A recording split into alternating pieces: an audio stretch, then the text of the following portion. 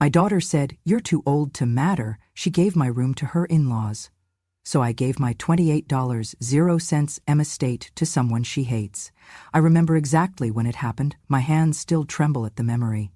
I was in the kitchen, early afternoon light pooling on the worn wooden floorboards. I had just finished washing the teacups for the party upstairs, cups I had polished carefully, imagining the guests might pause to admire them. Then, thud, a sound I will never forget. I turned, and there it was, my shoes. My beloved shoes. The pair I'd crafted myself from supple olive green suede and soft arch-supporting insoles, stained lightly with the scent of leather and midnight oil. I had worked on them for weeks to make them just right for her. Her favorite childhood style, the way her little feet used to dangle off the edge of the front porch when she was 9, and now, discarded, thrown with contempt into the trash bin right at the foot of the kitchen counter. Then I heard her voice, sharp, cold, dripping with disdain. "Shoes? Again?" Her eyes flicked up at me. "Don't you see how outdated and ugly they are? Do you think I need this peasant trash?" Laughter bubbled in the air behind me. The guests, my daughter's friends, her partners, the kind who snack on kale smoothies and talk branding, smirked and exchanged glances. I felt my breath hitch. My heart lodged in my throat. But I stood still. I had nothing to say. What could I say? Halfway into the room's silence, I heard a soft click somewhere beneath the kitchen table. If you feel justice deserves celebration, smash that hype button. Let us keep stories like this alive, echoing far beyond the basement. Your support helps us bring understanding and love to those who deserve it. Thank you so much. Keep listening. Still she continued, her voice rising, cruel. Do you think I am missing those hideous things? Those clunky, backward, tacky relics? Why do you keep doing this, Mother? Do you think I need your nostalgia, decorating the place? We are not that kind of family. I watched the shoes, crumpled in their garbage fate. I watched her, my child, the one I carried for 9 months, taught to walk, taught to speak, called my work relics of poverty. I felt every broken stitch in my heart. I thought, let them all laugh. Let them believe I am passé, worthless, obsolete, because at that moment I remembered something they did not know. I am still the one who saved her toes from splinters when she ran barefoot in the yard. I am still the one who measured each curve of her feet, day after day, so I could make shoes that fit perfectly. I am still the one who worked through nights so she could step forward into life with comfort and dignity. The room fell quiet again. Then she added with soft precision, "Don't think you can show up here again with your sentimental trash. This is the world now, and you are not part of it." And then she turned away, as if she had just delivered a finishing note on a performance. I heard the guests shuffle, excuse themselves, ascend to the lofty banquet room above, all of them so ready to follow the bright lights and ignore the quiet destruction below. I stood there until they were gone. Then I crossed the room, my legs carrying me toward the old wooden box hidden beneath my bedside. My breath was slow, steady, my tears long dried by necessity. I knelt and lifted the lid. A familiar creak echoed in the emptiness. Inside lay faded yellowed paper, sealed in a clear cover, the patent documents my hands design. The 2-page technical drawing, the descriptions, the official date stamped 1996. I never imagined she'd read it, or the law would acknowledge me, but there it was, still valid, untouched. I traced the lines with a trembling finger. Grace. My name. On the patent. My design. Hand-stitched, arch-cushioned, leather-bound creation, still legally mine. I closed the box and pressed it close to my chest. I would not cry. Not yet. But that document would speak when I could not. I stood up, my back straighter than it had been in years. I folded the disdained shoes, now worse for wear, and gently placed them back into the top of the box. Then I added the patent papers on top like a final shroud. I walked from the kitchen, the click of my steps echoing on the wood, all the way until the basement door. As I turned to go down into the shadowed corridors, I whispered to no one, "I am still here." When I was younger, my hands never stopped moving. They call it slow work now, artisanal even, but back then it was just the way I survived. I stitched shoes by hand, one pair at a time, in the back of a cracked cement garage off Blossom Hill Road in San Jose. No machines, just scissors, thread, and leather so thick you needed to soak it in warm water before you could even convince a needle to listen. I did not come from wealth. My mother taught me how to stitch soles before I could recite multiplication tables. It was not glamorous, but it was honest. We made shoes for people who could not afford new ones. Shoes for construction workers, nannies, children who outgrew them faster than we could earn for more. We patched more than we created, but even patches could carry pride if done right. When my daughter was born, my hands didn't stop working.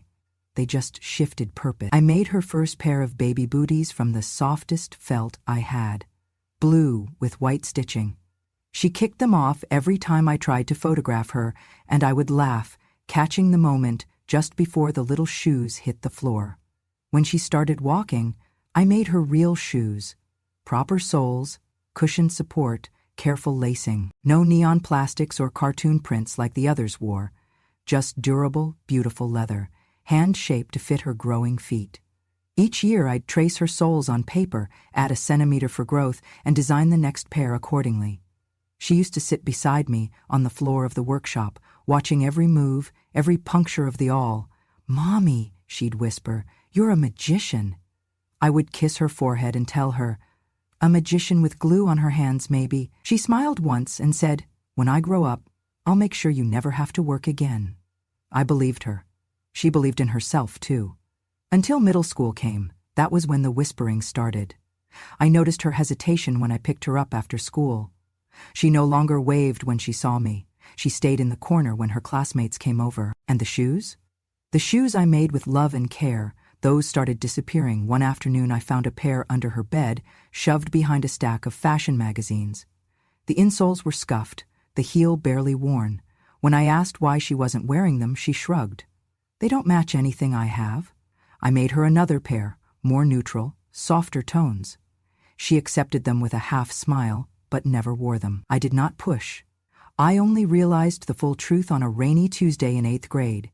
She had left school early for a group project, and I decided to drop off her forgotten lunch in person. I walked across the campus to the side door of the art building, and that's when I heard her. She was standing with 3 other girls, all wearing bright brand-name sneakers and straight ponytails. My daughter held one of my shoes in her hand, the tan leather Mary Janes I had made just 2 weeks ago. She held it up like it was roadkill. "It smells like old people," she said, pinching her nose. "Seriously. My mom made it. She works in this creepy old shoe garage. It's disgusting," the girls giggled. One said, "Wait, she makes your shoes?" Another chimed in, "What is this, the 1800S?" And then my daughter dropped the shoe into the outdoor trash can. Ugh. She calls it handmade. I call it poverty perfume. My legs froze. I couldn't move, couldn't breathe. I stepped back before they saw me. I walked the long way home, in the rain, without delivering lunch. That night when she came home, she hugged me loosely and said she was tired. I didn't mention the shoes. I didn't mention the trash can. I simply placed a napkin over her untouched lunch and tucked it in the fridge for later. The next morning I opened the studio and stared at my workbench. I touched each tool like it had betrayed me. I remember wondering, how could something made with so much love be turned into something so shameful? After that day, she stopped asking for shoes. I stopped offering. She began buying her own cheap flats from the mall at first, later expensive heels I knew would tear at her arches. But I said nothing. She excelled in school, went on to college for design. At first she claimed it was fashion marketing, but I knew deep down she loved shoes. She just could not love the way I made them, or the way I looked while making them. At her graduation, she invited me, but asked me not to wear anything handmade. I wore store-bought pumps that pinched my toes. I smiled in every photo. Later I learned she had told her classmates she was raised by a single father and aunts. She edited me out. I never asked her why. Maybe I did not want to hear the answer. Instead, I kept working, quietly. I took fewer commissions but continued repairing shoes for the old clients who still remembered me. I saved the money. I invested in a startup once, a young woman trying to make orthopedic shoes for elderly women. She reminded me of my daughter. Gentle, hungry for approval, full of design ideas but no funds. I never told my daughter about the investment. She never asked. Years passed, I grew older, my hands are stiffer, my daughter got married, I helped fund the down payment on their house. She did not invite me to speak at the reception, she sat me near the kitchen. Still, I made peace with it. I thought, perhaps my role now is silence. Maybe silence is what a mother becomes when her usefulness expires. But that changed the day I saw those green suede shoes, my final gift, thrown into the trash, mocked in front of strangers, and called peasant trash. That day something inside me cracked open. Not in anger, not in rage, but in quiet, crystal-clear resolve. You see, I may have glue-stained hands, but I also have a name on a patent. I may have a bent back, but I also have memory sharper than any blade. And I may no longer be invited to the dining room, but I still know how to build something from scraps. And I will, with or without her. It was a Tuesday when she told me they were moving in, her in-laws. I meant to give you more notice, she said casually over breakfast. But things moved quickly. Dad's parents sold their condo and, well, you know how the market is. I nodded slowly, stirring the oatmeal I had made, though I had no appetite left. Of course, I said.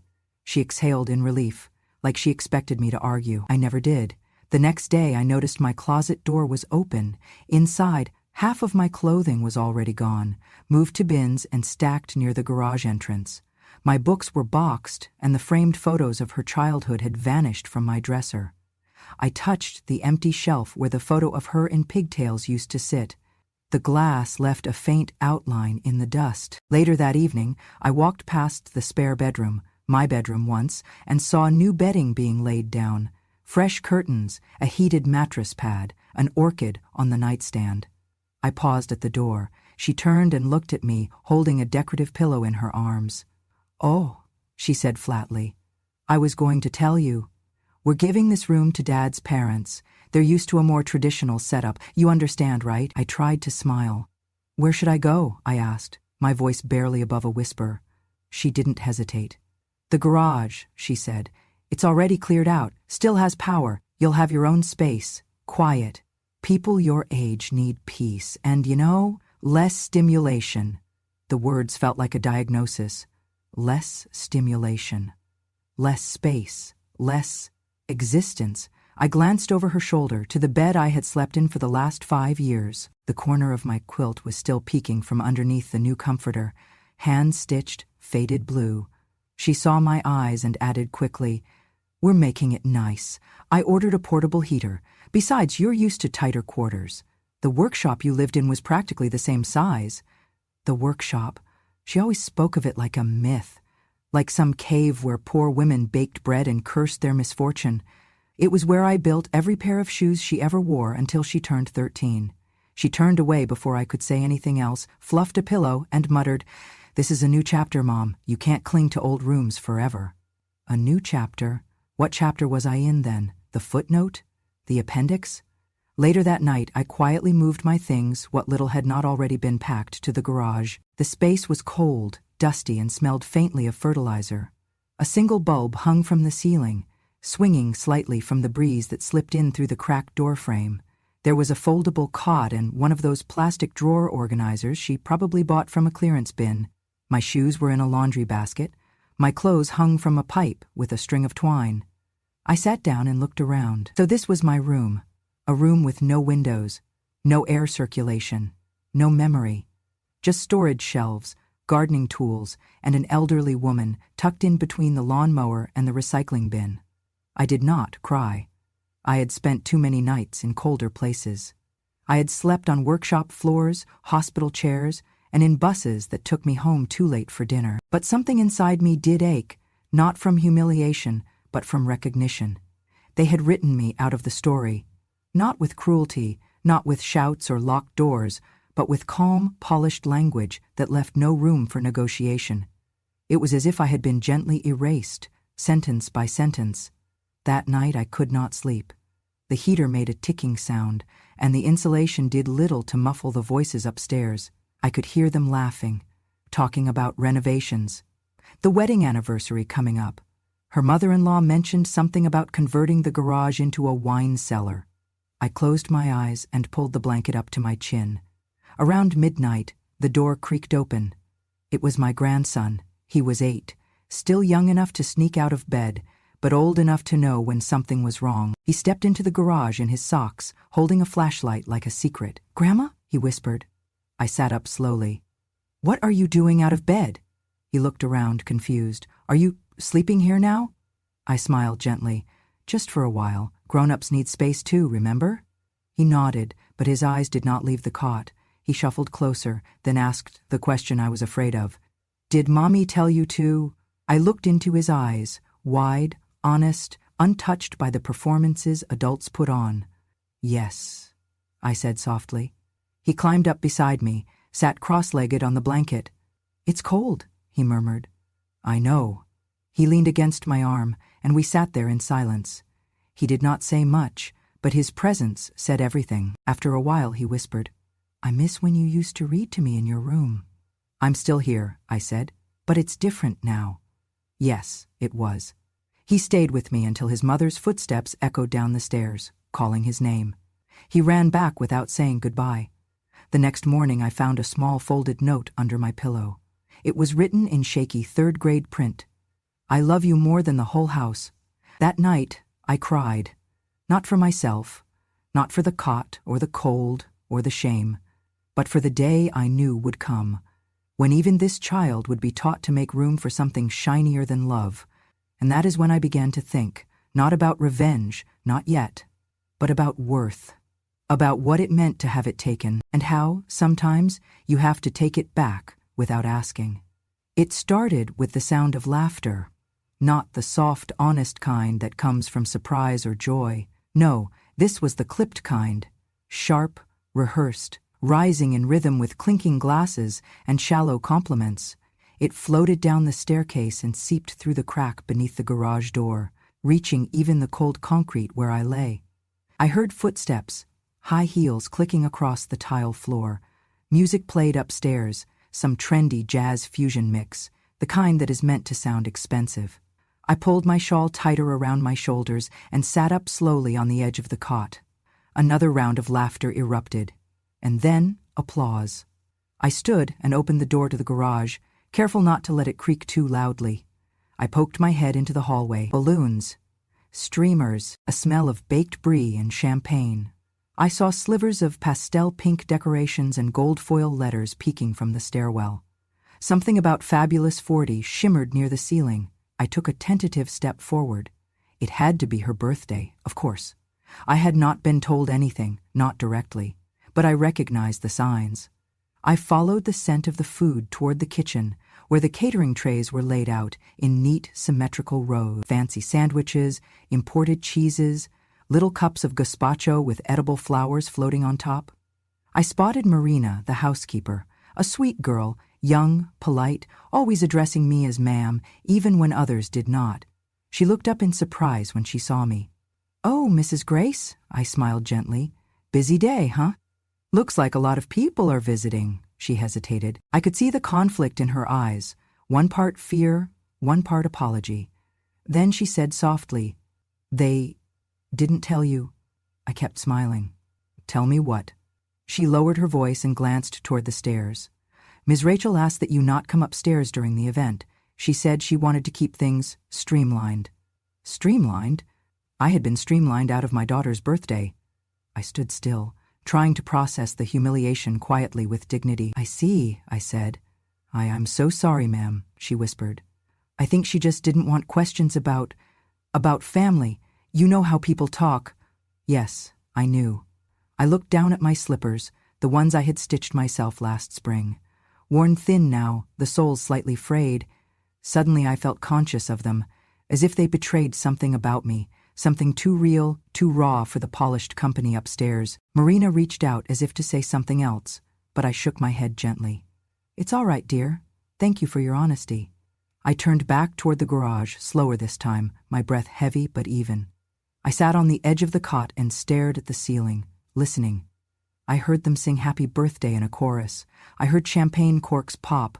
I heard Rachel's voice squeal with performative surprise as someone handed her a gift. At one point someone shouted, "To the woman who built her empire from scratch." The room erupted in cheers, and I sat in the dark. I thought about the empire I had built too, one made of cloth, leather, and calloused fingers, one that lived in her feet before it lived in her house. But mine did not come with parties or speeches. Mine came with silence. And sometimes silence is the deepest form of betrayal. I heard a woman say, "Your mom must be so proud." Rachel laughed, not missing a beat. "Oh, she's not really around much." I closed my eyes. That was it then. I was not dead, not missing, not in a nursing home, just not really around much. As if I had faded like wallpaper, present but ignorable. Later that night, when the party died down and the guests filtered out, I heard someone stumble into the kitchen for water. The ice maker clanked, a cabinet closed. Then silence again. I walked quietly out to the backyard. The lights were still glowing faintly across the lawn, twinkling like tiny lies. I wandered to the far side of the garden, where the wind was stronger and the music was just a faint echo. From there, I could see the second-story balcony, where Rachel was laughing with her friends, a wineglass in hand. She was beautiful, successful, beloved, and she had erased me, all without rage, just absence, a quiet, clean cut. I sat on the garden bench and stared up at the stars. The moon was hidden behind a cloud, but the sky was open. For a moment, I thought of my own 40th birthday, long ago, in a 2-bedroom apartment with no central heating. She had made me a card with macaroni glued to it and spelled my name wrong. I had still framed it. I had kept it for years until the glue dried and the macaroni crumbled. I had loved that card more than I loved any gift she would receive that night. It was then I realized I would not survive another birthday like this. Not hers, not mine, not as a ghost. So I made a decision. Not out of malice, but out of memory. I went back into the garage, opened the wooden box beneath my cot, and pulled out the file folder. The patent was still there. So were the checks I had received from the young woman I had once invested in, my apprentice, my student, now quietly thriving on the other side of town. And at the bottom of the folder, untouched for over 2 decades, was the document I had kept hidden even from myself, my ownership papers. Not of a house, but of a process, a design, a name. The name she had borrowed without credit, without gratitude, and without understanding its value. I placed all the documents on the cot in front of me, and I smiled, not bitterly, not sadly, just finally, because silence had given them space to erase me, but paper would bring me back. I woke before dawn the next morning. The garage, the place I now called my room, was empty and cold. The cot was neatly folded, the plastic drawers gone. Even the faint scent of mowed grass was gone. In its place, nothing. No note, no sign of any disturbance. Just the emptiness of true absence. I stepped inside the house, through the slightly cracked door near the stairs. The floors were pristine. The house was silent. I climbed the stairs and walked through each room, calling softly, "Rachel?" Silence. Not a footstep. Not a mom. Nothing. I returned to the garage and sat down on the step. I waited, and waited, and waited, but no one came. At noon I heard voices upstairs, laughter, conversation. They didn't ask for me. They didn't notice I was gone. At 3 I imagined someone might come looking, maybe ask, "Where's Mom?" Maybe stick their head down here. No one did. Evening came. She ordered sushi for dinner. I could hear them chewing and clicking chopsticks, recounting stories, and finally lights went out. Just another night without me. I lay down on the cold concrete and closed my eyes. Days passed. No phone call. No message. No police asking if I needed help. I was already not there. 9 days later, when I had forgotten what warmth felt like, there was a knock on the garage door. Slow, polite. I opened it. There stood a man in a suit, late 30s, warm eyes behind wire-rimmed glasses. "Hello, are you Mrs. Grace?" His voice was careful, respectful. "Yes," I said softly, "I am." He looked down at a thick envelope in his hand. "My name is Michael Rosenthal. I'm a lawyer. I was asked to deliver some documents to you."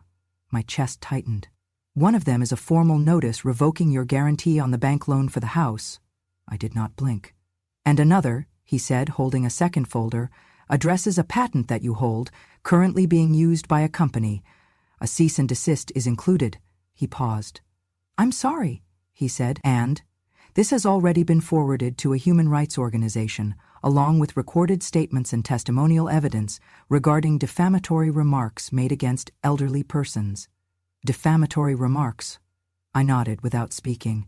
He handed me each folder: bank paperwork, patent documents, recordings, letters to human rights lawyers. He cleared his throat. "If there's anything more you need, clarity, anything, my card is enclosed. I'll step back now." He gave me one last gentle nod and closed the door quietly behind him. I stood there alone, holding the documents against my chest. I sat back on the garage step. The envelopes felt heavy, like history. I thought of the bank, how I had unknowingly guaranteed the mortgage when I helped her so many years ago. If the house was at stake, they could come after me. But now, I had clawed that away. I thought of the patent, my design, my work, the leather-stilted, the hand-sewn sole that would have been sold under her brand, credited to her name. Now it was mine, and she was the one in trouble. I thought of those hateful words she'd spit out, calling my creations trash, my presence irrelevant. Those words were now in the hands of people who believed in dignity, not just power. I closed my eyes and let the weight settle. They had thought silence would erase me. They were wrong. I stood up. The garage had changed. It wasn't just a room. It was a statement. Paperwork in one arm. The room is cool against my skin. I walked inside the house, for the first time in days, this time with something more than quiet, with purpose. I passed the living room. The empty chair she had cleared for me was gone. I glanced at the staircase. Each step I climbed felt lighter. I emerged into the kitchen where she was standing, alone, cleaning a plate. She turned. There was no surprise in her eyes, just an unreadable calm. I held up the envelope with the words, "Patent, cease and desist, human rights." She swallowed. I did not say a word. Then I walked out, carrying nothing else but the documents and the quiet knowledge that I had taken one step back into the world, and I would not be erased again. It did not take long. The lawyer had warned me gently, once it's out there, there's no pulling it back. I nodded. I had lived my entire life being pulled back, by obligation, by silence, by the weight of family. This time I let it all go. It began with a headline. Small, discreet. Tucked into the local business section. Family-owned footwear brand accused of intellectual property theft. I knew her company well. It had her initials woven into the logo. She claimed to represent modern elegance with a vintage soul. But that soul, it turned out, belonged to me. I never intended to ruin her. But I also never imagined she would turn my work into a lie. The cease and desist hit her inbox on a Thursday. By Friday, 3 wholesale accounts had pulled their orders. Over the weekend, the lawsuit details made their way into fashion industry forums. By Monday, it hit the press, and then it hit the internet. The patent violation was bad. The loss of trust from vendors was worse. But nothing compared to what came next. One of the clips, the one from her birthday, where I had stood in the kitchen like a ghost, had been recorded by a guest. The one where she laughed, drink in hand, and said, "My mom? Oh, she's not really around much. She's more like the past you can't quite throw out." Then another clip surfaced. Her voice is sharper, colder. "Shoes? From her? I don't wear peasant trash. She smells like glue and regret." It was a train with no brakes. The internet has a way of boiling everything down to a single damning frame. That was hers. Frozen, mid-laugh, wineglass raised, while the subtitle read, "Peasant Trash." The backlash was immediate. Customers began tagging the company in angry comments. "Respect your mothers" started trending. Influencers dropped her brand like hot coals. Former employees came forward anonymously, sharing stories of belittlement, ageism, and fake origin myths. One person posted a side-by-side, my original design from the 1996 patent next to a screenshot from her latest catalog. The match was exact. She claimed it was a coincidence. The courts said otherwise. By week's end, 3 investors had publicly pulled out. A major retail chain canceled their holiday contract. A statement was released, bland and desperate. We are reviewing the matter seriously and will be conducting an internal investigation. I watched it all unfold from a friend's guest room, an old client of mine who had once been a nurse and now ran a nonprofit. She brewed tea like medicine. She didn't ask questions. She simply handed me the remote each night and said, "If you want to watch." At first I didn't, but then I did. Not out of revenge, out of record. The world had forgotten me, so I let them remember.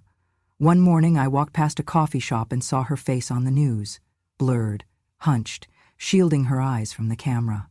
The caption beneath read, "Designer silent amidst elder abuse allegations and patent lawsuit." Elder abuse, a term I never thought would apply to me.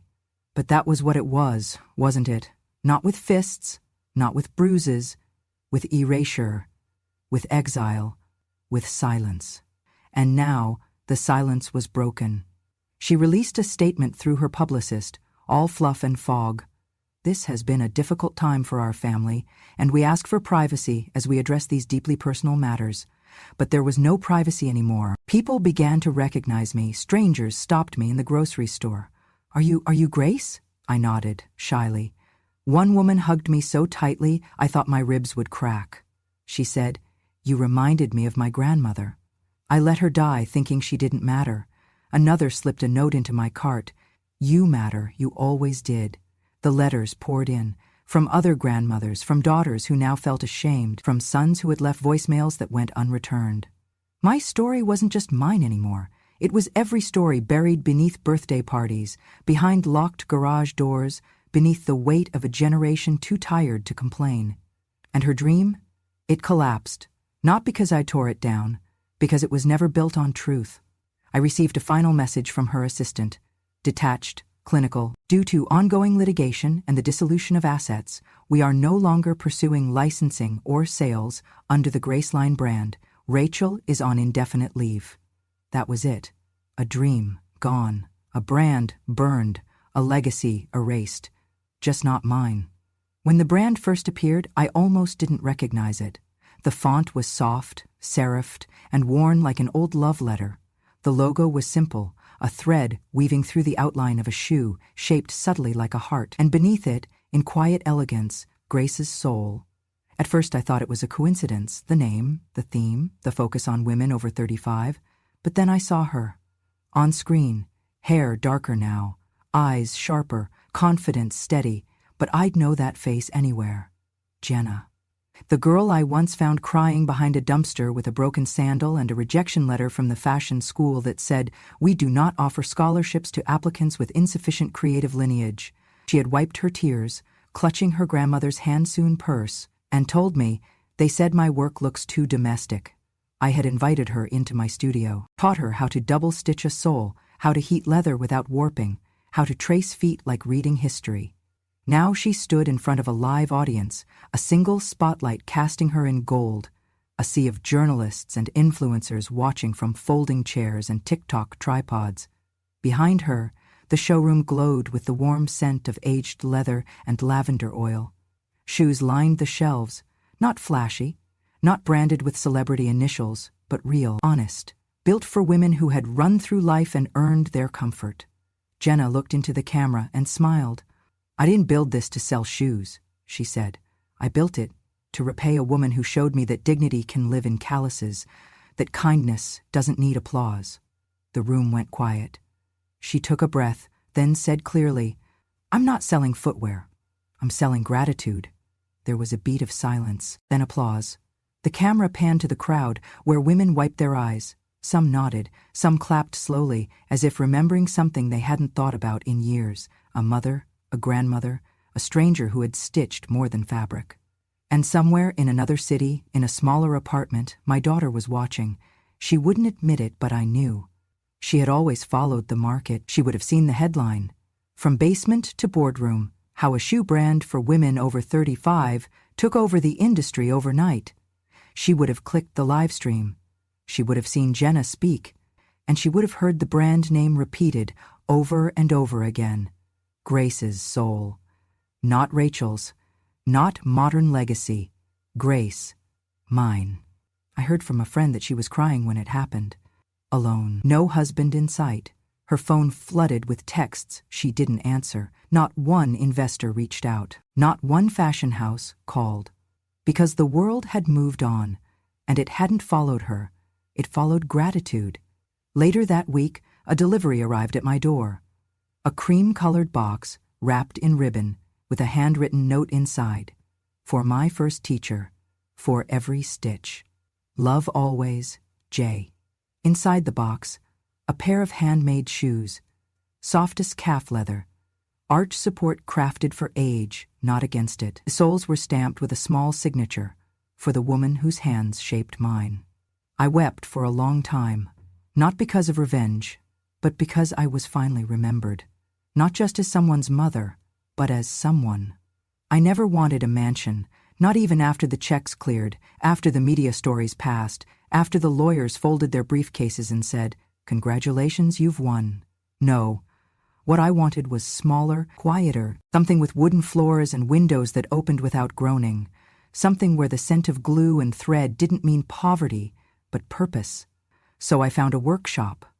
Not big, just enough space for 10 chairs, 2 long tables and a wall of shelves where leather could breathe. The kind of space that had memory in its bones. And I filled it, not with workers, with women. Women like me. Women whose children forgot them. Women whose grandchildren never knew them. Women who once held everything together, until the world decided they had nothing left to hold. They came in slowly at first, hesitant, fragile. Some still carried the tremble of having been called a burden. Others, the quiet sadness of a holiday alone. But I taught them the same way I had taught Jenna, how to double knot a thread, how to feel for balance beneath the sole, how to sew in silence and let the sound of the needle do the talking. And we made shoes. Not fast, not flashy. Each pair took days. Every stitch was deliberate, every seam pressed with care. On the inside of each finished pair, just below the arch, we etched the same line. Made by hands once denied the right to hold their own children. The shoes sold out every time, not because they were perfect, but because they had souls, and more than that, because they had a name. Not a designer's name, not a celebrity's signature, but Grace, and not just mine, theirs. Grace became a story, not a person, and I was finally content to be part of it. Not the star, not the victim, just the beginning. One afternoon, the doorbell rang. I was fixing a buckle. Marcia, 82, former librarian, part blind in one eye, but still threading better than most, went to answer. She returned, whispering, "It's a man in a tie. He's looking for you." He was from a local tech startup. Young, eager. He had visited the pop-up exhibit we hosted last fall. Bought a pair for his wife. He told me, smiling, that his company was growing fast, that they wanted to hire someone in brand strategy. "They're interviewing someone named Rachel," he said casually. "Her resume's good, real polished." Then he paused. "Before we go further, do you know her? She listed your last name, Grace." I met his eyes. "I know her," I said. He nodded, not asking more. "But I'll say this," I added gently. "This place, it's built on a kind of truth most resumes don't hold." He smiled. Later, I found out the rest, from a friend who worked the front desk. Rachel had shown up in heels too high for the gravel path. Her makeup was perfect. Her answers are sharp. But when the founder, who wore shoes my hands had trained someone else to make, asked, "Do you have any connection to Grace?" She paused, looked down, and said nothing. There was no place for her there, not because she was my daughter, but because she had spent her life pretending I wasn't her mother. You see, sometimes the final door doesn't slam. It just never opens. Years passed. The workshop kept going. We made fewer shoes, but better ones. We started printing names inside, first names only. Dolores, Naomi, Etta, stories in every pair. And one day, I made a pair for myself. Not to wear, to remember. Dark brown leather, hand-tooled, no polish, just honesty. On the inside I wrote, "Grace, for the last step I'll ever take." And I placed them in a glass box. Not because I was bitter, because I had built something, quietly, patiently, with the same hands once mocked for being dirty, hands that had been denied, dismissed, demoted, hands that remembered every insult, but still chose to build, one stitch at a time. And that, my dear, is how a woman like me, forgotten in a garage, written out of birthdays and boardrooms, became the name stitched into the soul of a new legacy, not with shouting, not with fury, but with truth and time. If this story stirred something in you, if it reminded you of someone who was once cast aside, someone who deserved better, then don't let it end here. Hit that subscribe button to follow Grandma True Stories, where the quietest women in the room finally speak. Because revenge has no expiration date. And wisdom remembers everything.